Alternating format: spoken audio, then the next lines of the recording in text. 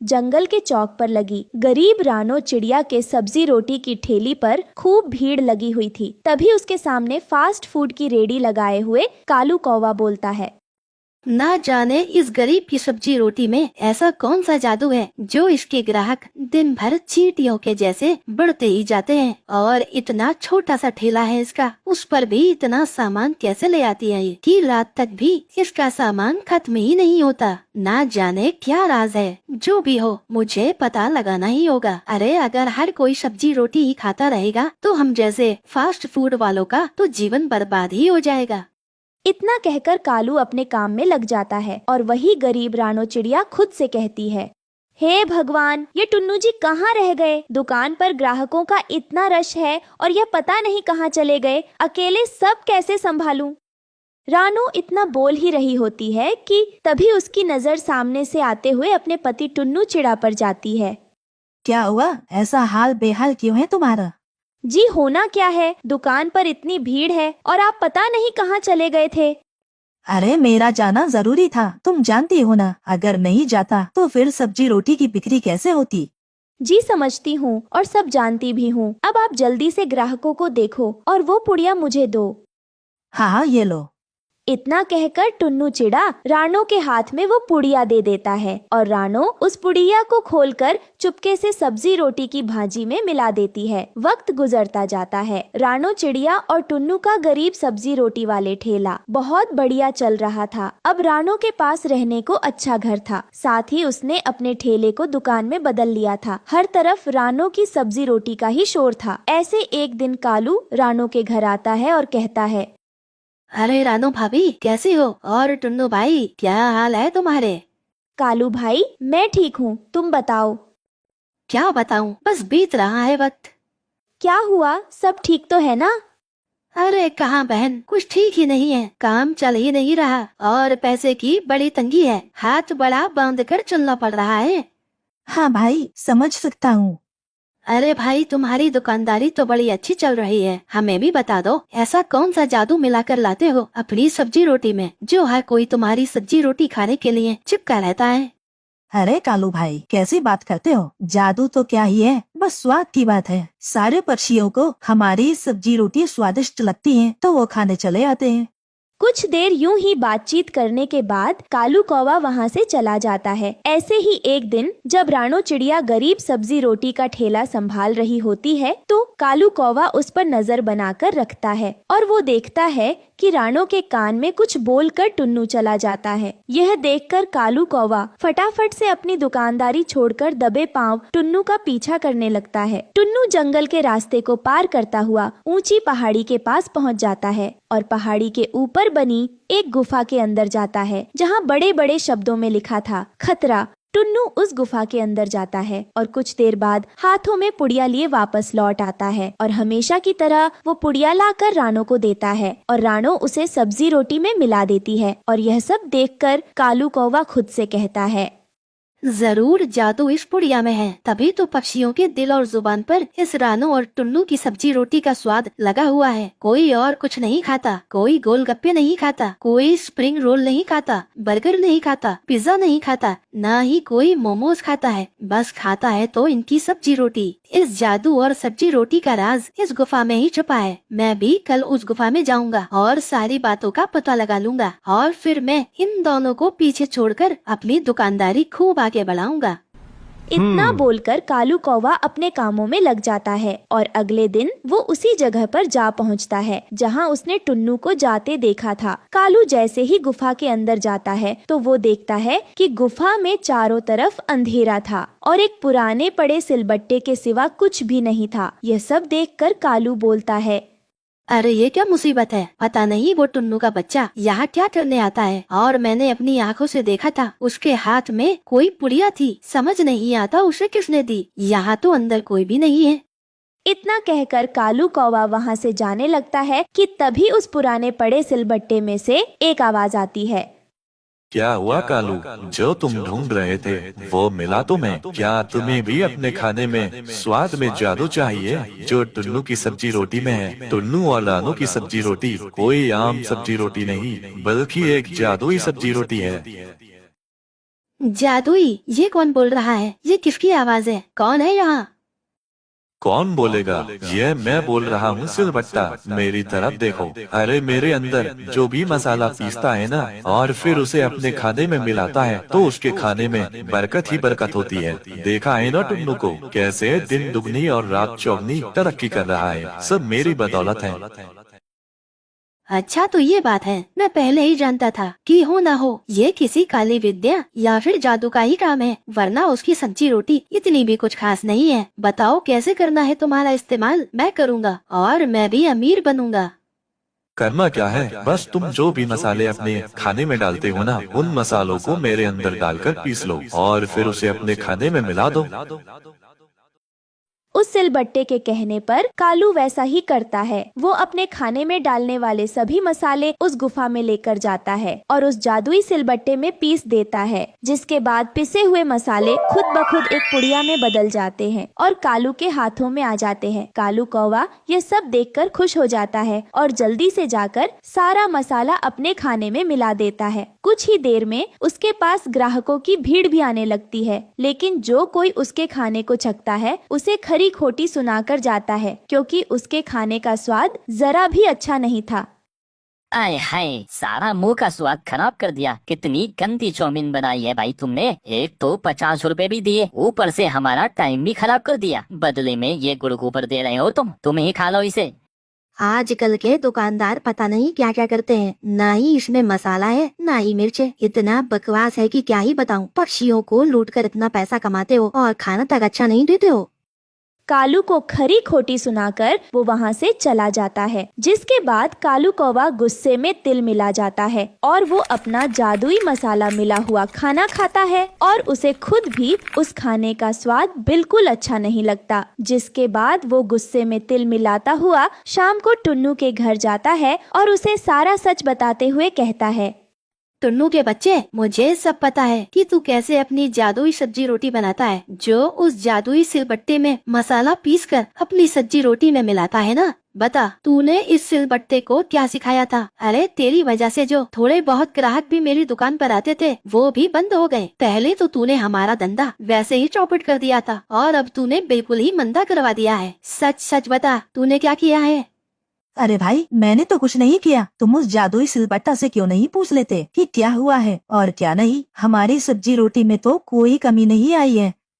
इतना कहकर दोनों उस जादुई सिलबट्टे के पास गुफा में जाते हैं, जहाँ वो सिलबट्टा हंसते हुए बोलता है, क्या हुआ कालू, तेरे ग्राहकों ने तुझे बुरा भला सुनाना शुरू कर दिया क्या? तू लालची है, कपटी है और दुष्ट कौवा भी है। तेरे साथ तो यही होना चाहिए। जो टुन्नू का काम बंद करवाना चाहता था, इसलिए तुझे तेरे कर्मों का बुरा फल दिया है मैंने। तू जानता भी है टुन्नू हर महीने अपने कमाए हुए पैसों में से गरीबों के लिए मुफ्त राशन बंटवा कर आता है, उन्हें सब्जी रोटी भी खिलाता है और तू अपनी दुकान पर आने वाले ग्राहकों को लूटता है और उन्हें गंदा सामान खिलाता है। तुझे क्या लगता है कि हमें कुछ पता नहीं लगेगा? हमें सब पता है। ये जादू है, जादू जो संवार सकता है वो बिगाड़ भी सकता है। टुन्नू की सब्जी रोटी जादुई सब्जी रोटी है, क्योंकि वो जादू मेरा है, क्योंकि टुन्नू अच्छा पक्षी है और तू बुरा है, बुरा।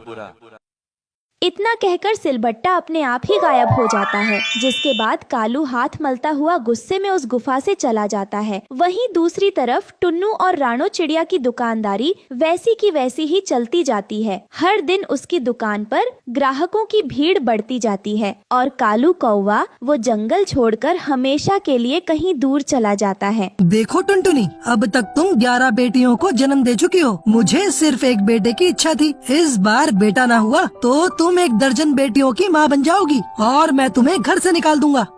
हे भगवान, इस बार तो मुझे एक बेटा दे दो, नहीं तो मेरे पति मुझे घर से बाहर निकाल देंगे। टुनटुनी अंडे पर बैठी हुई थी, तभी अंडा टूटने की आवाज सुनकर कालू कौवा वहाँ आता है। बताओ, बेटा हुआ है या बेटी? अरे तुम जवाब क्यों नहीं देती हो? तुम रो रही हो, इसका मतलब तुम्हें फिर से बेटी हुई है। अजी मैं आपको क्या बताऊं, ये आंसू दुख के नहीं खुशी के आंसू हैं। भगवान ने इस बार हमें बेटा दिया है। दोस्तों, कल की वीडियो में आपने इतने कम लाइक क्यों किए? मुझे बहुत बुरा लगता है। दोस्तों, जब मैं आपके कहने पर कहानी बनाती हूँ और आप बहुत कम लाइक करते हो, और जब आप कम लाइक करते हो तो मुझे वीडियो बनाने का बिल्कुल भी मन नहीं करता है। तो प्लीज दोस्तों, अब इस वीडियो पर जाकर लाइक कर दो, और इस वीडियो को तो आप लाइक कर ही देना, क्योंकि आपके लाइक से हमारा वीडियो पॉपुलर होता है। और हाँ, रोजाना ऐसी ही कहानियाँ देखने के लिए हमारे इस चैनल को सब्सक्राइब करना बिल्कुल भी मत भूलना। अरे वाह, आओ बेटा, मेरे पास आओ। अब तुम मेरे साथ रहोगे। मेरी बात सुनो, मैंने तुम्हें घर में इसलिए रखा हुआ था क्योंकि मुझे एक बेटा चाहिए था। अब तुम इन बेटियों को लेकर इस घर से निकल जाओ। अजी, आप ये क्या कह रहे हैं? मैं इन 11 बेटियों को लेकर कहाँ जाऊंगी? इनका पालन पोषण कैसे करूंगी? इनको कहाँ रखूंगी? मुझे कुछ नहीं सुनना है, बस तुम अभी के अभी यहाँ से निकल जाओ। ठीक है, जहाँ भगवान ले जाएगा मैं अपनी बेटियों को वहीं ले जाऊंगी। कोई न कोई तो सहारा मिल ही जाएगा। आप हमारे बेटे का ख्याल रखना और इसे अच्छे से पढ़ाना। इतना कहकर टुनटुनी अपनी 11 बेटियों को लेकर घर से बाहर निकल जाती है। वो दिन भर जंगल में भटकती रहती है, लेकिन उसे रहने का कोई आशियाना नहीं मिलता।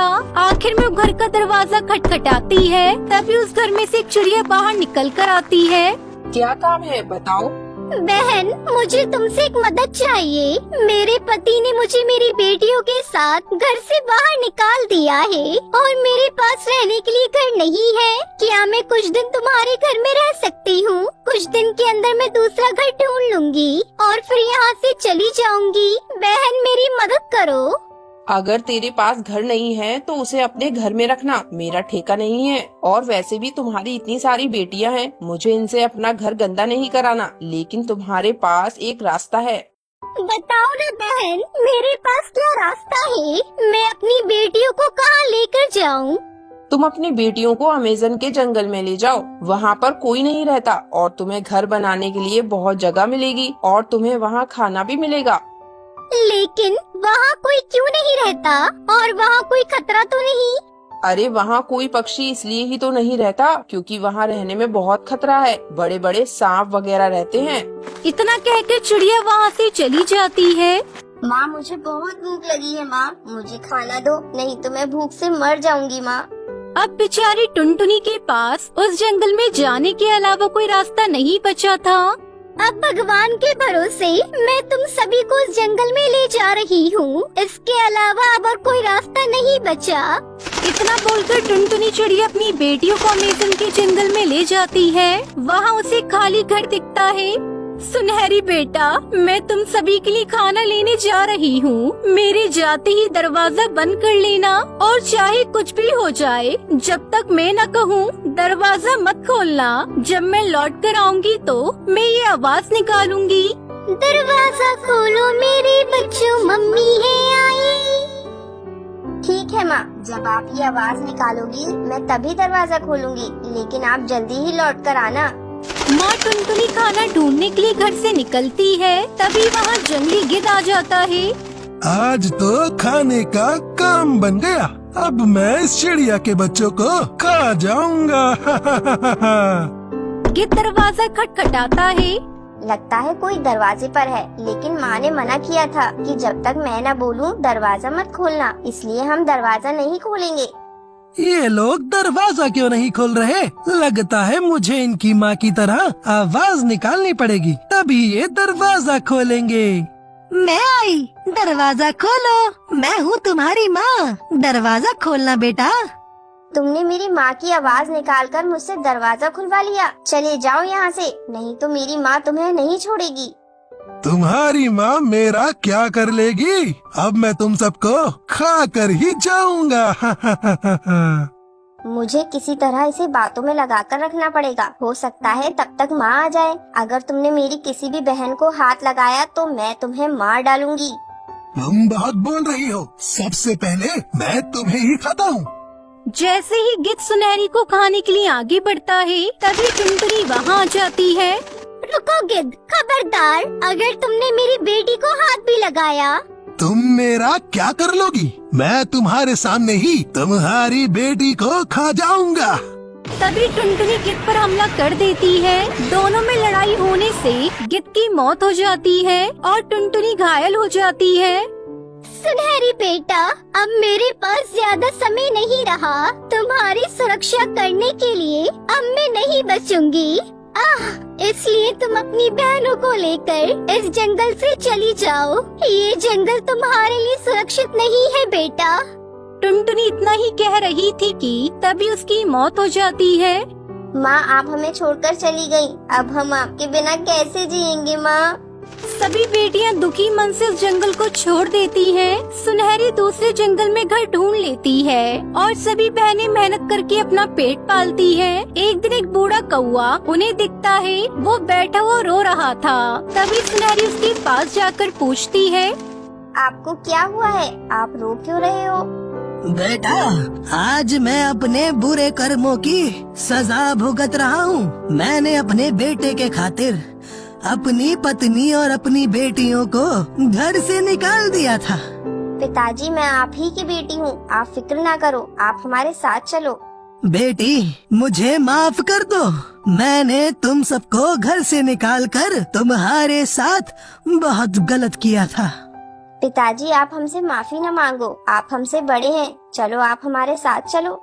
इतना कहकर सुनहरी अपने पिता को अपने साथ ले आती है और वो सभी मिलकर खुशी खुशी एक साथ रहने लगते हैं।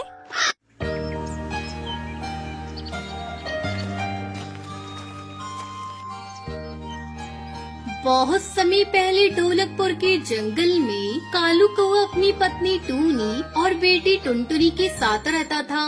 कालू कौवा ठेले पर प्याज पराठा बेचा करता था। गर्मा गर्म प्याज पराठे वाला, आओ आओ, गर्मा गर्म प्याज पराठा ले लो। एक कालू भैया, मुझे एक प्लेट प्याज पराठा देना। कालू भैया, मैं कब से खड़ी हूँ, पहले मुझे प्याज पराठा देना। तब तक आप लोग कमेंट में बताएं 11 into 11 कितने होते हैं। हाँ बहन, अभी दे रहा हूँ आपको प्याज पराठा। पहले मैं आपको ही दूंगा, फिर बाद में किसी और को।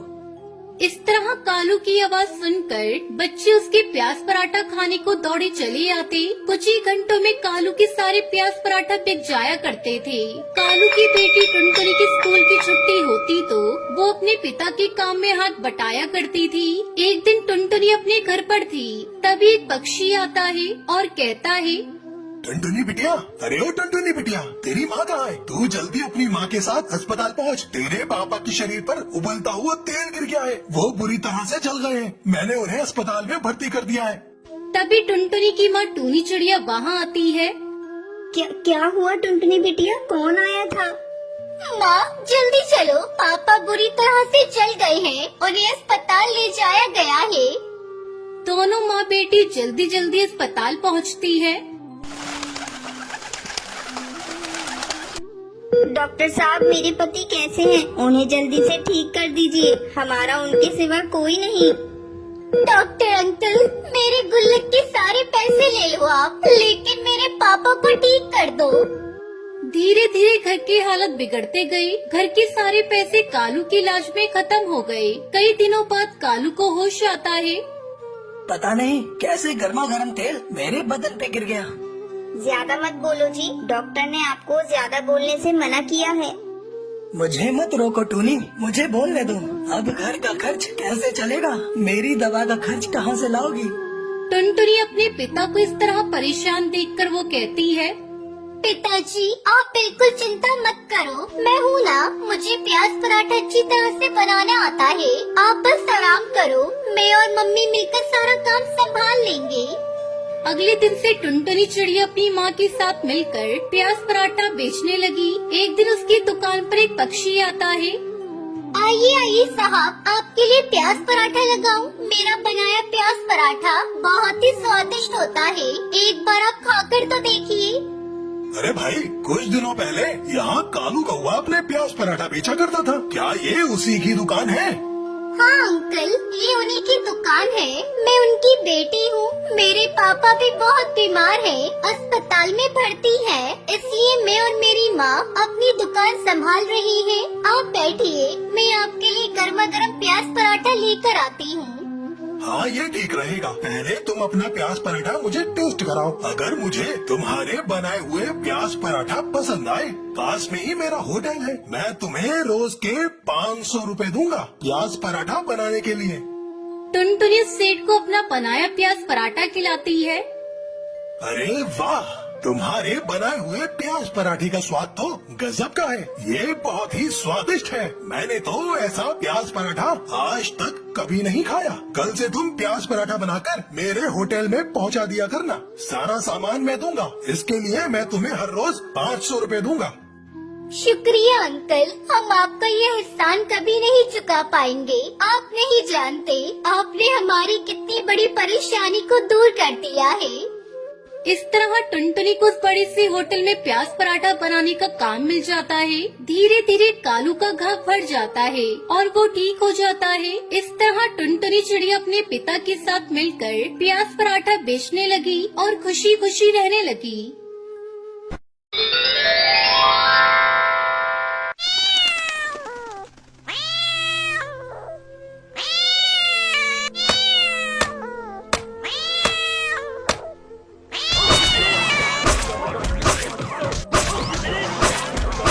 चमनपुर गांव में एक छोटा सा जंगल था।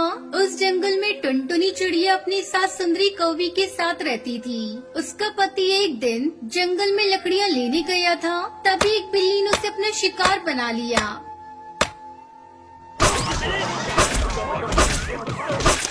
घायल कालू कौआ किसी तरह घर पहुंचता है। माँ, टुनटुनी, कहाँ हो? जल्दी बाहर आओ।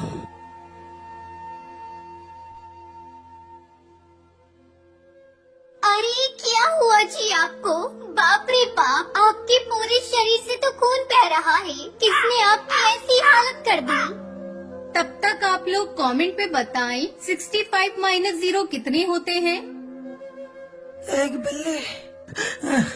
टुनटुनी, अब मैं नहीं बचूंगा। तुम घर का और माँ का ख्याल रखना। सुनहरी, मेरी बच्ची, मेरे पास आ। मैं तुझे आखिरी बार प्यार करना चाहता हूँ। टुनटुनी, मेरी बच्ची को खूब पढ़ाना। इतना कहते कहते कालू कौआ अपने प्राण त्याग देता है। ये सब क्या हो गया जी? अब मैं आपके बगैर कैसे जीऊंगी? पापा, पापा उठो ना पापा, मुझसे बात करो ना। क्या हुआ आपको? सुनहरी, मेरी बच्ची, अब तेरे पापा कभी नहीं उठेंगे। वो हमें छोड़कर चले गए। टुनटुनी दहाड़े मारकर रोई जा रही थी, तभी गुस्से में सुंदरी कौवी वहाँ आती है। अरे करमजली, मेरे बेटे को खा गई और अब रोने का नाटक कर रही है। तो मेरे बेटे को खा गई है। तू मनूस है, मनूस। जिस दिन तूने इस घर में कदम रखा, अपने ससुर को खा गई और अब मेरे बेटे को। तू डायन है, डायन। निकल जा मेरे घर से। अरे समधन जी, ये बेचारी कहाँ जाएगी? इसने अपने पति को खो दिया और आप इसे घर से निकाल रही हैं। मैं भी आपके आगे हाथ जोड़ रही हूँ। अब मेरा बेटा नहीं रहा, मैं आपके आगे हाथ जोड़ती हूँ। ले जाइए इसे और इसकी बेटी को, नहीं तो ये डायन एक दिन मुझे भी खा जाएगी। मेरा बेटा मर गया, अब इसका इस घर से कोई नाता नहीं।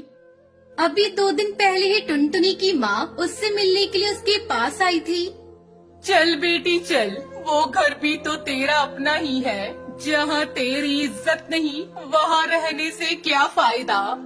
टुनटुनी अपनी बेटी को लेकर अपनी माँ के साथ अपने पिता के घर चली आती है। कुछ दिन बीत जाते हैं। एक दिन टुनटुनी की सहेली बुलबुल उससे मिलने आती है।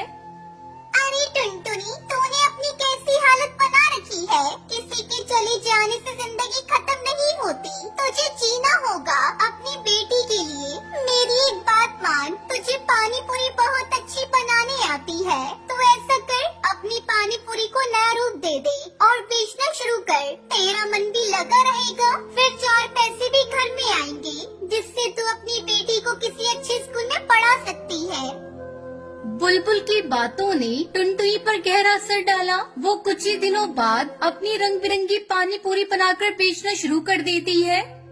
पानी पूरी ले लो, रंगीन पूरी, चटपटी पानी पूरी, खट्टी मीठी पानी पूरी ले लो, पानी पूरी। बहुत ही जल्द टुनटुनी की रंगीन पानी पूरी की डिमांड बढ़ जाती है। टुनटुनी की पानी पूरी की तारीफ जब उसकी सास सुंदरी कौवी को मिलती है तो उसे अपने किए पर पछतावा होता है। वो उसकी माँ के घर जाती है। अरे बहू, मुझे माफ कर दे। मुझे अपनी बेटी की मौत का बहुत बड़ा सदमा लगा था, इसलिए मैंने तुझे मनु समझा। मुझे अब अपनी गलती का एहसास हो गया है। तू चल मेरी पोती को लेकर, अब से हम सब साथ में रहेंगे। टुनटुनी अपनी सास को माफ कर देती है और उसके साथ अपने पति के घर वापस चली जाती है। इस तरह वो रंगीन पानी पूरी बेचकर खुशी खुशी अपनी बेटी के साथ अपनी जिंदगी बिताने लगती है।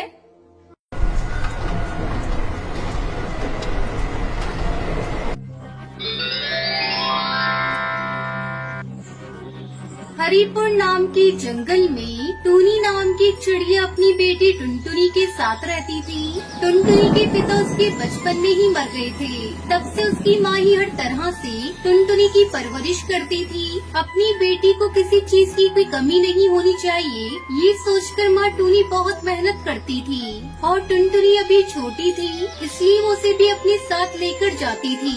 ऐसे ही एक दिन अपना काम खत्म करके घर लौटते वक्त टुनटुनी अपनी माँ से कहती है, माँ, मुझे भूख लग रही है। घर पहुँचने में अभी काफी समय लगेगा। मैं तब तक भूखी नहीं रह सकती। नहीं बेटा, मैं तुम्हारे लिए खाना लेकर आई हूँ। आओ रुको, यहाँ खाना खाते हैं। तब तक आप लोग कमेंट में बताएं 39 डिवाइडेड बाय 6 कितने होते हैं। ये कहते हुए वो दोनों एक पेड़ के पास रुकते हैं।